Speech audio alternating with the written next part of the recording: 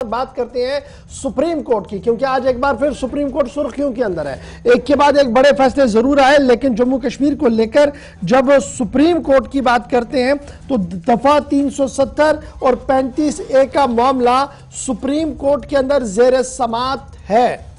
और इस सिलसिले में लगातार जो एप्लीकेंट्स हैं वो इस बात पर असरार कर रहे थे कोर्ट को कि इसको लिस्ट किया जाए, सुना जाए ऑन मेरिट्स और फैसला सुनाया जाए।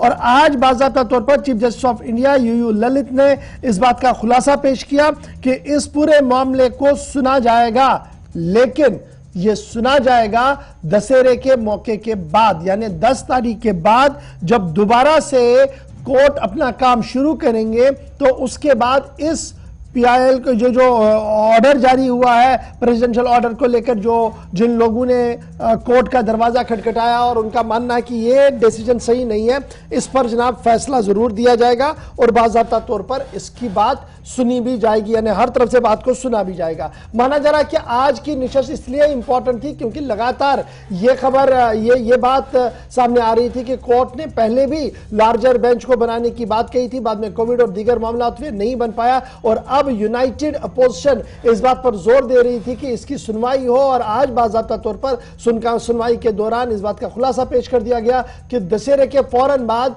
धारा 370, 35A और साबिका रियासत के मामलात को सुप्रीम कोर्ट के अंदर सुना जा सकता है।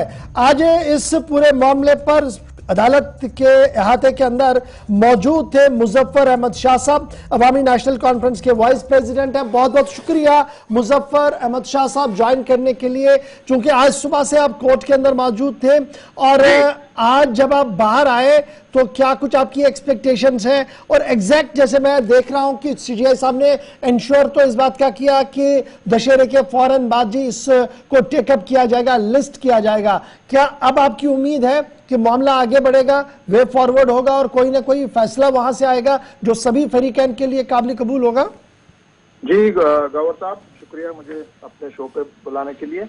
मैं इतना ही कह सकता हूं कि आज हमारी जो ये केस की मेंशनिंग थी ये करीब 10:45 के आसपास हुई ऑनरेबल चीफ जस्टिस के सामने में फॉर अर्ली लिस्टिंग।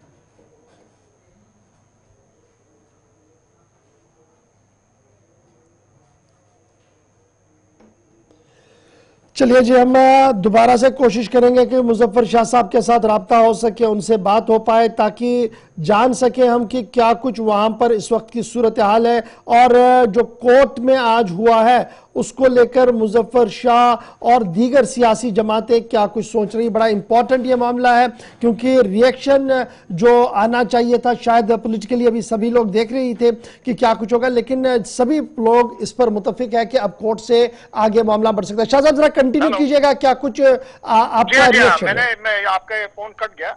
उन्होंने वाजिया, चीफ जस्टिस ने वाजिया इशारा किया कि वो बाखबर हैं इस केस से और वो पूरी एप्लीकेशन को बाज़ाब्ता उसका मुशाहिदा करेंगे और हमें उनकी डायरेक्शंस और अर्ली लिस्टिंग का इंतजार रहेगा। तो हमें उम्मीद है कि शायद इसका जल्द से जल्द डेट दिया जाएगा और इस मामले की बाज़ाब्ता तौर सुनवाई शुरू होगी। ये बहुत बड़ा कदम था आज और ये इसलिए सक्सेसफुल हुआ कि आज सब इकट्ठे एक यकजहती का मुजाहरा हुआ। वहां पर PAGD के हमारे तमाम जो हमारे वकला वगैरह साहिबान थे, ये राधा कुमार जी की इस पे पिटिशन पे, उसके साथ अपने जो ये JKPM के थे, सिविल सोसाइटी वाले सारे माने इकट्ठे, क्योंकि क्लब हुआ था और ये इसी चीज का नतीजा है कि ये एक ज्वाइंट एफर्ट का नतीजा था और ऑनरेबल चीफ जस्टिस ने ये माने उसको कंसिडरेशन में लिया है और उनके अब जो उनकी डायरेक्शन होगी कि इसकी अर्ली लिस्टिंग कब होगी, उस चीज का हमको इंतजार है और उम्मीद है कि जल्द होगी। शाह साहब, बड़ा इंपॉर्टेंट ये है, लास्ट टाइम जब एप्लीकेशन सबमिट की गई थी और ऑर्डर रिवोकेशन की बात हो रही थी 5 अगस्त के प्रेसिडेंशियल ऑर्डर को लेकर, तो उस वक्त भी अदालत मोहतरम ने इस बात को मान लिया था कि ऑन मेरिट्स इसको सुना जाएगा और लार्जर बेंच को बनाकर इस मामले को आईनी बेंच बनाकर उसको सौंप दिया जाएगा, जिसके बाद हसनैन मसूदी साहब को भी ये उम्मीद थी कि शायद जल्दी से ये मामला होगा, लेकिन लार्जर बेंच बना नहीं आज तक। और आज चीफ जस्टिस साहब ने यह कहा कि मैं मेरिट्स पर इस चीज को देखूंगा। लास्ट वाले डिसीजन में और आज के डिसीजन में फर्क क्या है? फर्क इतना है क्योंकि अभी आज ये मामला नहीं था कि ये लार्जर बेंच में जाएगा या ऐसे रहेगा। आज ये था कि इसकी लिस्टिंग का डेट दिया जाए क्योंकि 3 साल हो गए हैं और इस चीज को सुना नहीं गया है। आज चीफ जस्टिस ने बाज़ाब्ता तौर का वाज़िह तौर इशारा दिया कि वो इस चीज से बाखबर हैं और उस पूरी एप्लीकेशन को बाज़ाब्ता उसका मुशाहिदा करेंगे और हमें उनके डायरेक्शंस का और अर्ली लिस्टिंग का इंतजार है। अंदाजा लग रहा है कि शायद दशहरा के बाद ही इसका होगा और अल्लाह करे हो सकता है उसके पहले भी हो जाए। You never know, we'll have to wait for the directions of the honourable chief justice of India. और अच्छी बात यह है कि आज एक ब्रेक थ्रू हो गया इसमें।